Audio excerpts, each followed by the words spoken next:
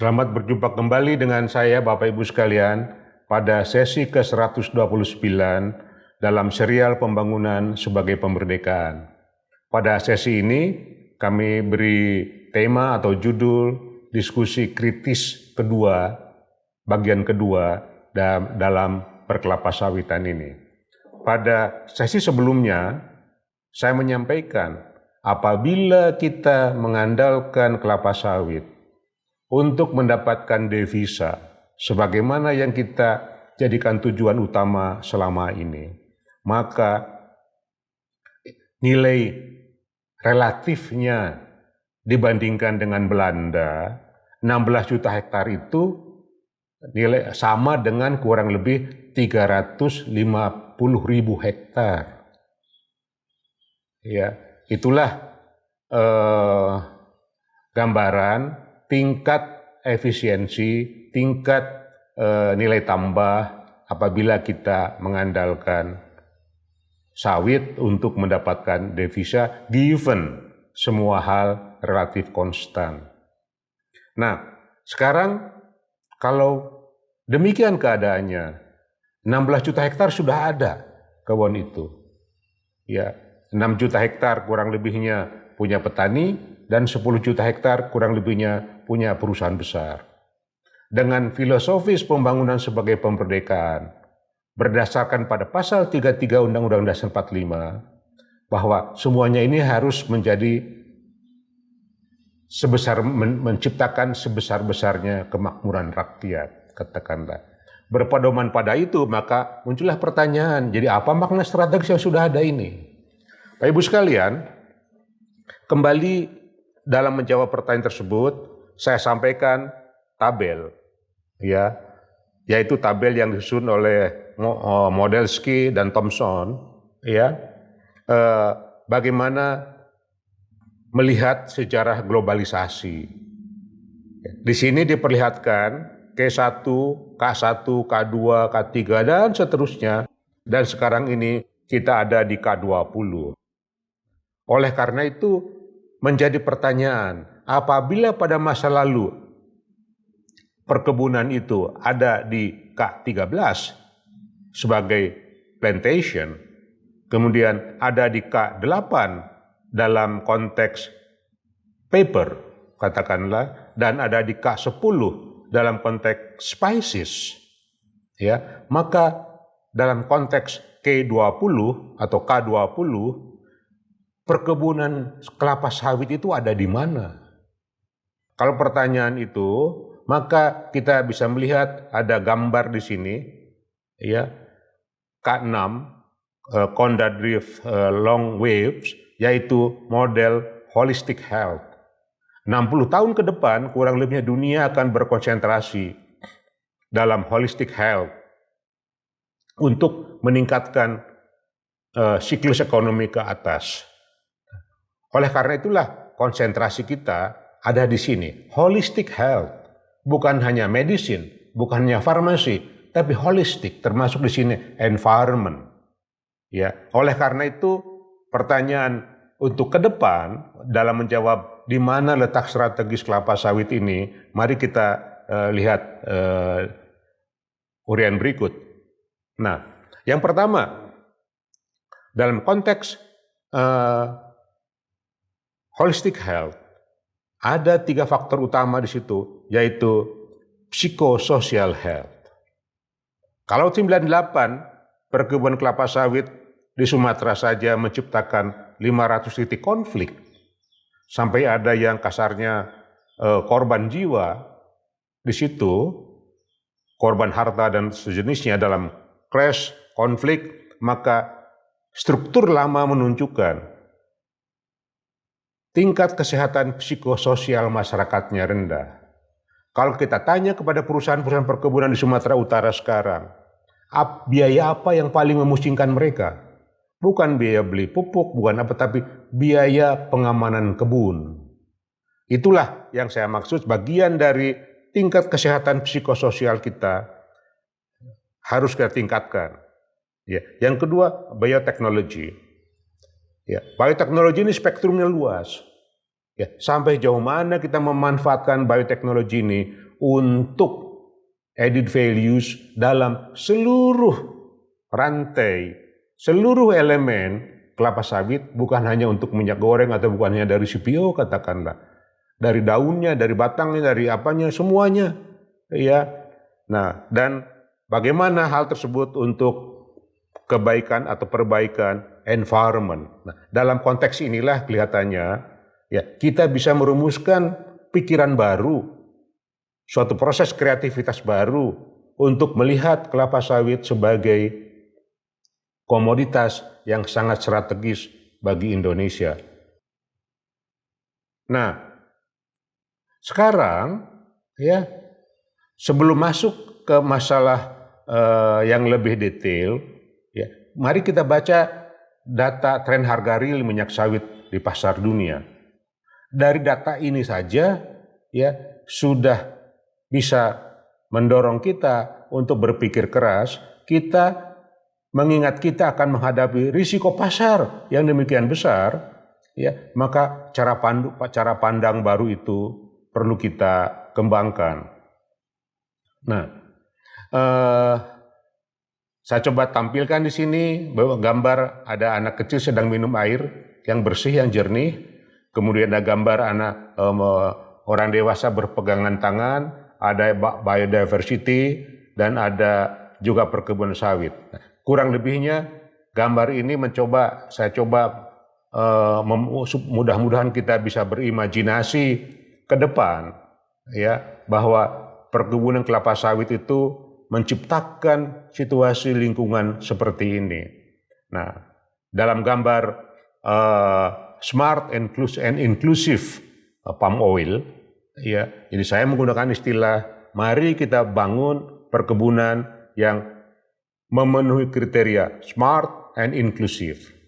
Nah, oleh karena itulah di sini ada 3 elemen besar, misalnya Human Development Index harus masuk ke dalam desain baru kita, environmental sustainability masuk ke dalam desain kita, dan juga profit and corporate social responsibility. Nah, inilah elemen utama saya pikir untuk merancang pikiran-pikiran ke depan.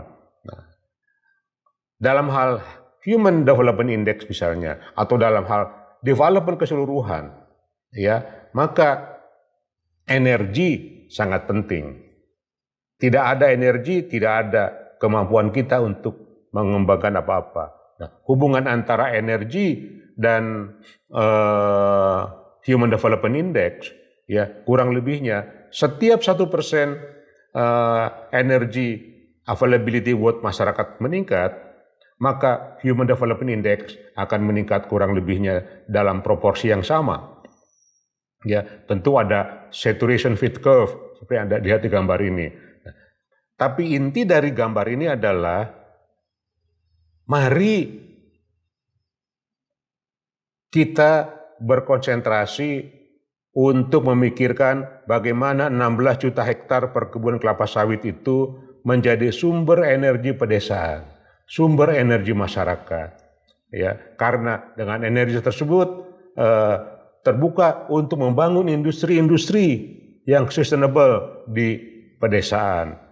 Sebagai gambaran, ini data tahun agak lama, saya pikir 2018, ya, saya menemukan misalnya defisit energi per kapita Indonesia dengan Jepang itu mencapai 114,25 gigajoule, sangat jauh, ya. Oleh karena itulah kita bertanya di sini, apabila kita memang melihat strategi ke depan perkebunan sawit ini kita jadikan suatu sumber daya inklusif untuk region, bukan eksklusif untuk melihat pasar luar negeri saja seperti pada masa lalu terjadi kebocoran wilayah, katakanlah. Sekarang dari awal kita desain inklusif bahwa perkebunan sawit harus bisa memenuhi kebutuhan energi masyarakat di sekitarnya. Nah, yang kedua, ya, dalam istilah Yunani, protein berasal dari kata proteus yang artinya yang pertama, yang utama, dan terpenting. Di kelapa sawit, ya, sangat tinggi potensi untuk menghasilkan protein hewani, yang mana ya nanti dalam slide berikutnya kami tunjukkan betapa jauhnya tingkat konsumsi protein hewani antara Indonesia dan Belanda. Nah, jadi sapi sawit, sawit insekta, sawit ikan, sawit unggas harus menjadi desain baru. Kita harus berubah dari pandangan monokultur ke keanekaragaman produk, termasuk sayuran, buah-buahan, jamur dan lain-lain, ya dengan sapi dan insek, dengan ikan, dengan unggas, bagaimana? Nah, inilah pekerjaan kita, ya tidak. Saya pikir sekarang ini lebih sering kita ini mengambil sikap dan bersifat dan mengambil sikap, susah, nggak bisa. Sikap itu harus kita tinggalkan, bahwa dengan kreativitas, dengan inovasi, dapat dikatakan hampir tidak ada yang tidak mungkin. Oleh karena itu dengan pikiran tersebut, kita bisa segera katakanlah mereformasi atau recreation, saya sebut bukan reform, recreation, ya rekreasi, mencipta ulang desain ya dari perkelapa sawitan kita ini.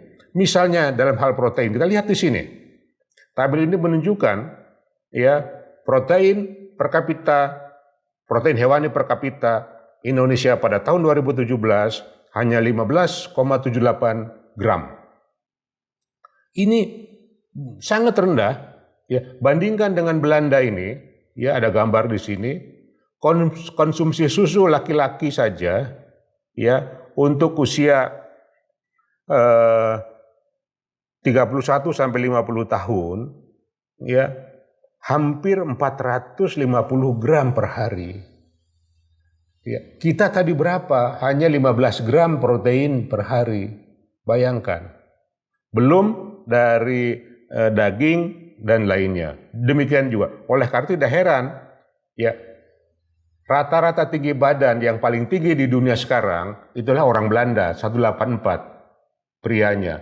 Rata-rata tinggi badan orang Indonesia hanya 1,59 prianya itu. Karena konsumsi protein seperti itu. Nah, oleh karena pertanyaannya, dapatkah kelapa sawit yang 16 juta hektar itu kita rekreasi, cipta ulang menjadi perkebunan yang memberikan juga sumber pangan terutama protein hewani. Nah, bandingkan dengan Jepang juga sama.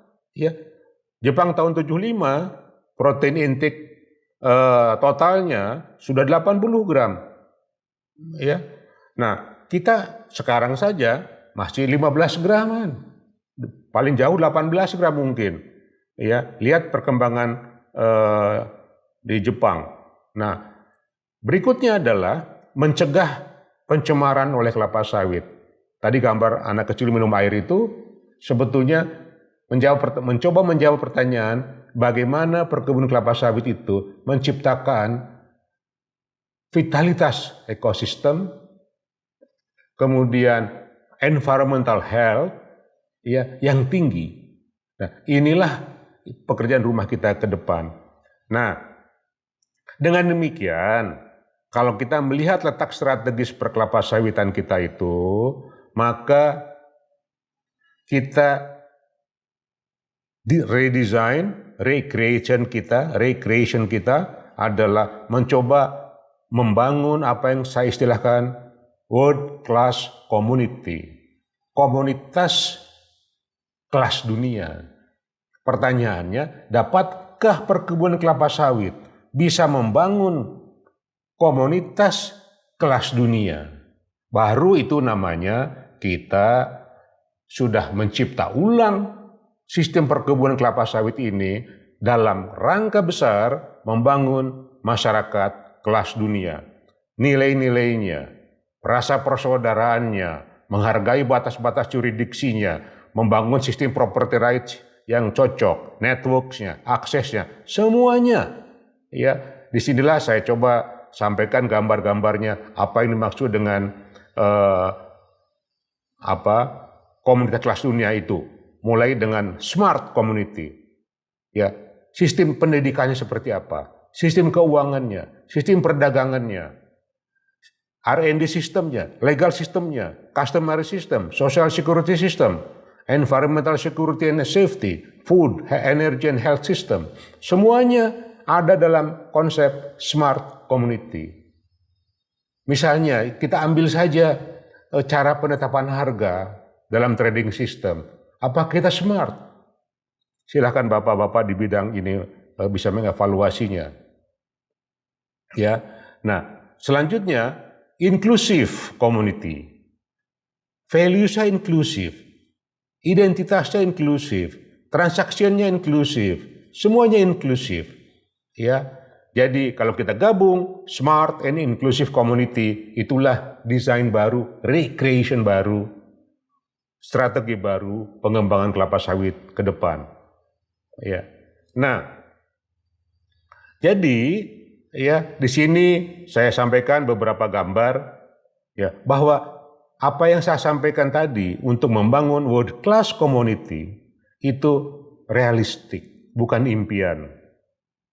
Bukan ngecat langit, ya, itu realistik. Kalau kita punya tekad, punya niat, ya paling tidak kita tertantang oleh bagaimana 30 hektar, 50 hektar rata-rata di Belanda bisa menghasilkan kurang lebih 95 miliar euro. Ya, kita jauh lebih besar lagi, komunitas kita jauh lebih banyak, ya. Jadi potensi sawit sangat besar, mulai dari segala macam biomasanya katakanlah, ya. Nah, inclusive and smart oil palm corporate community, ya. Jadi saya coba gambarkan di sini, mulai dari teknologi, ya, partisipansnya, ya, bagaimana petani menjadi pemegang saham katakanlah dalam suatu desain inclusive and smart oil palm corporate community. Jadi kita harus membangun suatu corporate community, ya. Nah, di sini ada itu hitungan kasar, silahkan dikoreksi oleh Bapak dan Ibu sekalian. Dengan segala keterbatasan, saya menyampaikan angka-angka di sini untuk mengundang imajinasi, ya. Nah, dengan 12 juta hektar dihasilkan TBS sekian, 208 juta ton, katakanlah CPO kurang lebih 48 juta ton, pelepah dan daun 388 juta ton, sabut sekian 25,58 juta ton dan seterusnya, ya. Dari CO2, ya, pome, ya, steam, ya. Dengan demikian ini bisa dikonversi menjadi energi, ya, untuk meningkatkan Human Development Index tadi, ya. Kemudian inclusive and smart oil palm corporate community bisa menghasilkan macam-macam, ya, sebesar saya gambar di sini paling tidak apa saja goals-nya, kemudian partisipannya, teknologinya, ya. Nah, dengan segala keterbatasan saya, ya, misalnya kita bisa memperkirakan potensi energi Indonesia dengan sumber kelapa sawit dengan produksi TBS 208 juta ton, tadi kan 12 juta hektar, setara dengan nilai energi 25.168 megawatt. Ya. Nah, jadi PLN bisa dibantu, ya, daerah-daerah tidak biarpet lagi kalau kelapa sawit dikonversi menjadi energi, ya. Saya coba rancang bangun inklusif community per 10.000 hektar. Di sini bisa kita lihat, ya, bisa menghasilkan listrik, nilai listrik 21 megawatt, ya. Kemudian sekian miliar rupiah, ya. Ini angka-angka saya susun kalau tidak salah tahun 2018, ya, silahkan dikoreksi, tapi intinya, ya, potensi besar itu sangat tinggi. Nah, potensi protein juga demikian, ya, luar biasa, ya.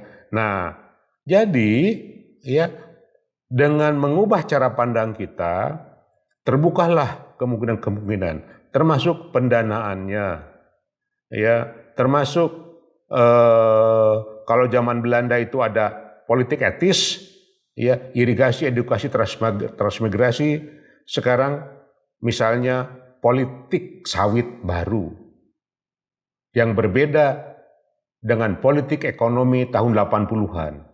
Politik ekonomi kelapa sawit tahun 2020-an itu adalah untuk mengembangkan corporate community kelas dunia. Nah, dari mana itu pula sumber pembiayaan macam-macamnya. Ya, saya coba di sini bagaimana Amerika membiayai R&D, bagaimana apa dengan check-off, ya, bagaimana soybean research and promotion dibiayai oleh check-off, ya, nanti bagaimana katakanlah merekrut BPDPKS supaya cocok untuk tujuan corporate community, ya. Nah, oleh karena itulah saya menggunakan istilah LED, ya, local economic development and globalization harus kita kawinkan. Kalau tujuan devisa saja itu kita melihat dunia global. Dunia global ternyata hanya memberikan sepersekian dari total nilai yang dicapai Belanda. Kita sangat tertinggal, sangat jauh. Oleh karena itu kita kawinkan sekarang recreation, penciptaan ulang pikiran ke depan untuk sawit ini. Kita katakan strategis kalau bisa mengharmoniskan ekonomi lokal dan global. Ya.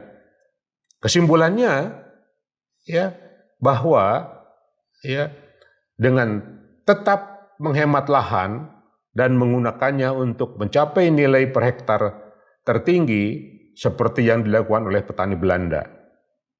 Melalui apa?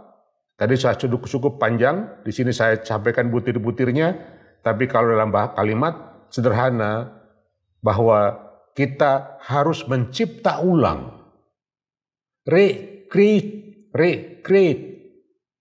mencipta ulang pikiran, membalik arus dan gelombang sejarah perkebunan, ya, menjadi smart and inclusive design untuk sebesar-besarnya kemakmuran rakyat. Kita attack, kita selesaikan masalah energi, kita selesaikan masalah kebutuhan pangan, terutama protein hewani, kita selesaikan masalah environment dengan new design ini. Itulah strategi ke depan yang akan membuka proses inovasi karena kita menjadi kreatif semua, tidak hanya didikte oleh keuntungan atau kebutuhan untuk ekspor yang dikerjakan itu saja, ya. Maka untuk ke depan penciptaan ulang itu merupakan suatu necessary, suatu keharusan. Demikian Bapak Ibu sekalian, terima kasih atas perhatian Bapak-Bapak dan Ibu sekalian.